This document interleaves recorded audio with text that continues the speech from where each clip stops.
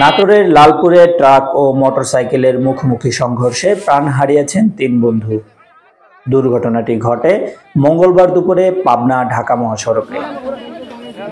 লালপুর উপজেলার শেখচিলান গ্রামে এই মর্মান্তিক দুর্ঘটনাটি ঘটে। ৩ বন্ধু মোটরসাইকেল যোগে ধলা হিন্দুপাড়া যাওয়ার পথে বিপরীত দিক থেকে আসা একটি ট্রাকের সঙ্গে সংঘর্ষ হয়। এই দুর্ঘটনায় ঘটনাস্থলেই ২ জনের মৃত্যু হয়, আরেকজনকে হাসপাতালে নেওয়ার পথে মারা যান। নিহত ৩ জন হলেন ধলা হিন্দুপাড়া গ্রামের শিবেন মজুমদারের ছেলে শ্রাবণ মজুমদার, রতন সরকারের ছেলে স্বপন এবং সোনাইডাঙ্গা গ্রামের বিষ্ণু সরকারের ছেলে বিধান সরকার। লালপুর থানার ভারপ্রাপ্ত কর্মকর্তা মোহাম্মদ নুরুজ্জামান জানান, দুর্ঘটনার পর ট্রাক চালক পালিয়ে যান। খবর পেয়ে পুলিশ ঘটনাস্থলে গিয়ে মরদেহ উদ্ধার করে।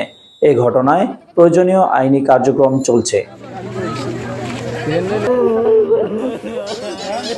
নিউজ ডেস্ক, দৈনিক ৫২।